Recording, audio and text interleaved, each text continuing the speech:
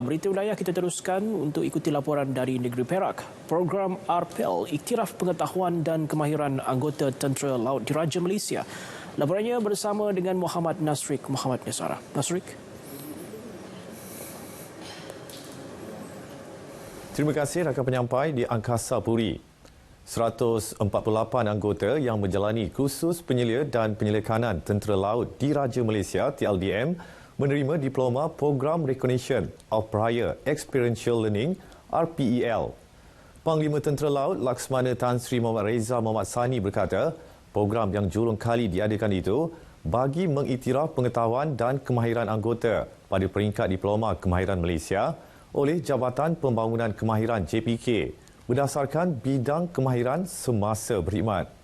Katanya program itu juga bertujuan melahirkan tenaga kerja yang terlatih dalam pelbagai bidang.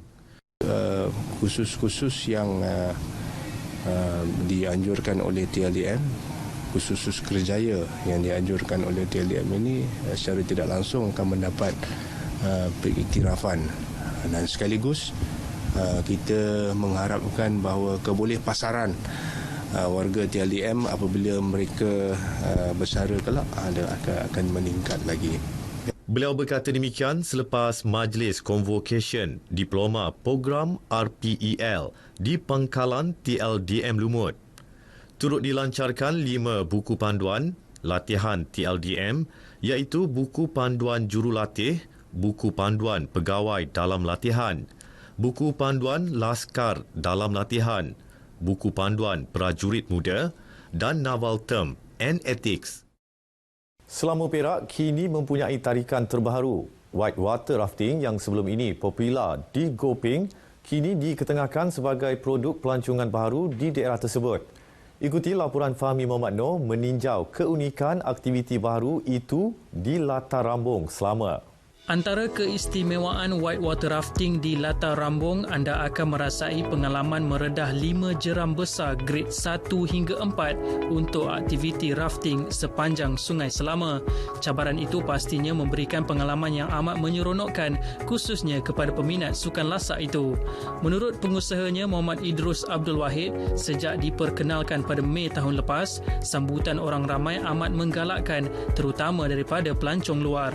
Sekarang alhamdulillah orang dah mula kenal selama rafting. So baru ni bila kita start launching untuk selama rafting, kita dapat feedback yang bagus daripada luar dan banyak inquiry. Boleh kata hari-hari pun ada orang inquiry lah sekarang. Jadi bagus untuk perkembangan sosioekonomi setempat ni lah. Pastinya kewujudan sukan lasak ini menjadi nilai tambah kepada sektor pelancongan bukan sahaja di daerah berkenaan, malah negeri Perak amnya dalam masa sama dapat menjana ekonomi masyarakat setempat. Saya tengok potensinya cukup besar. Tambah pula di sini rata-rata penduduk di sini terdiri daripada mereka yang B40. Jadi potensi ini insya-Allah akan diusahakan dan dikembangkan oleh pihak kerajaan dan dalam masa yang sama untuk limpahan ekonomi penduduk setempat. Sementara itu, Majlis Daerah Selama menyasarkan untuk menjadikan daerah tersebut sebagai lokasi eko pelancongan utama negeri untuk tempoh 5 tahun akan datang. Bukan saja whitewater rafting, ATV ada, memanah ada, motocross ada, abseiling ada, caving ada. Saya dapat rasa insya-Allah dalam 5 tahun lagi kawasan sini lebih kurang akan bersaing dengan Gopeng sebagai kawasan utama ekoturism di kawasan Perak. Di samping menjadi medan menguji ketahanan minda dan fizikal, pengunjung juga dapat menikmati keindahan flora dan fauna yang terdapat di Latar Rambung Selama. Fahmi Muhammad Noor, Berita RTM. Prihatin dengan nasib yang menimpa Jaspal Singh yang kehilangan kaki kanan akibat diabetes sejak Ogos lalu, Kelab Sukan dan Kebajikan Media Perak KSKMP tampil menghulurkan sumbangan. Bekas wartawan 2 akhbar harian itu menerima bantuan wang tunai RM4,000 hasil kutipan amal kelab berkenaan pada 20 September lalu. Bantuan disampaikan Penasihat Menteri Besar Perak, Datuk Zainul Fazi Paharudin yang turut menyampaikan sumbangan peribadi. Bantuan itu diharap dapat meringankan beban yang dihadapi Jaspal. Datang ni memberi semangat kepada beliau lah, bahawa life is not over. Belum lagi. Baru bermula. Fasa 2 baru bermula.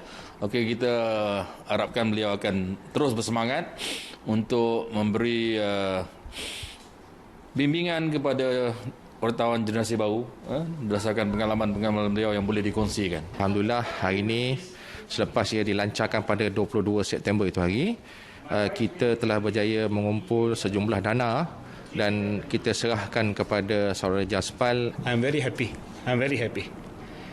bahawa rakan-rakan wartawan saya sudah keluar daripada bidang kewartawanan hampir 5 tahun.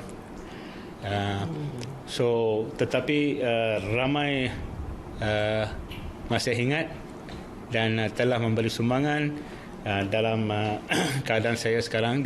Jaspal Singh, 49 tahun, memulakan kerjaya sebagai wartawan pada tahun 1997 sebelum bersara pada 2016.